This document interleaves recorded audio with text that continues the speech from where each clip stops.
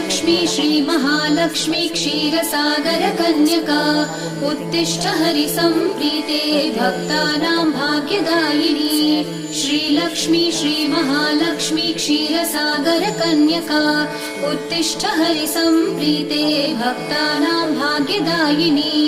उत्तिष्ठोत्तिष्ठ श्रीलक्ष्मी विष्णुवक्षस्थलालये उत्तिष्ठ करुणापूर्णे लोकानां शुभदायिनी उत्तिष्ठोत्तिष्ठ श्रीलक्ष्मी विष्णुवक्षस्थलालये उत्तिष्ठ करुणापूर्णे लोकानां शुभदायिनी